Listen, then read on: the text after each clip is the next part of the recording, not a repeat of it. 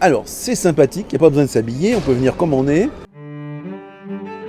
À la folle journée de Nantes, j'ai eu le plaisir de rencontrer Frédéric Lodéon, voix et esprit du Carrefour de l'Odéon, pour une folle rencontre. Lors de cet épisode, je lui ai proposé de décrire la folle journée de Nantes.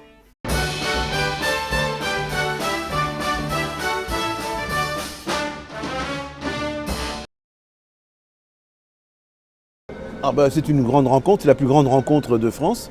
Et c'est un succès qui s'exporte puisque la folle journée va partout dans tous les pays du monde, au Japon, en Russie, au Portugal, au Brésil. Enfin bon, c'est un événement qui a été créé ici à Nantes par René Martin et son équipe. Et ça a grandi, ça a fleuri. C'est un événement maintenant qui est imité quelquefois.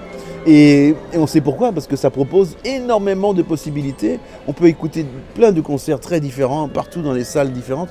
Et il y a aussi les grands concerts dans la grande salle. Et en plus, je dirais que pour une ville comme Nantes, que je connais assez bien maintenant, c'est une occasion pour les Nantais, et même ceux qui viennent de loin, parce qu'il y a des gens qui viennent de loin, c'est une occasion de se rencontrer. Moi, j'habite à l'hôtel juste à côté, et donc j'ai rencontré plein d'artistes que je ne rencontre jamais à Paris, parce que chacun habite dans des recoins de Paris, et c'est une ville très grande.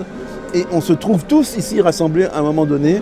Et j'ai pu croiser comme ça Emmanuel Strasser, Anne Kefelec, Berezovski et tant d'autres, Charlier. Bon, je ne peux pas citer tous les musiciens que j'ai rencontrés ce matin avant de venir faire mon émission. Parce qu'on loge au même endroit. Alors ça, c'est la grande chance aussi que nous donne la folle journée.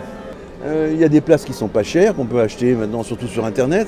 Et on entend de la musique dans tous les coins et dans toutes les salles, des petites salles, des grandes salles, de la musique de chambre, de la musique pour grand orchestre, de la musique un peu différente aussi, quelquefois un DJ, quelquefois du jazz. Enfin, c'est vraiment une immersion dans la musique, dans les musiques, assez irrésistible. On prend ce qu'on veut, on peut s'en aller quand on veut, on peut revenir. Donc c'est la joie d'être en pleine musique sans contrainte.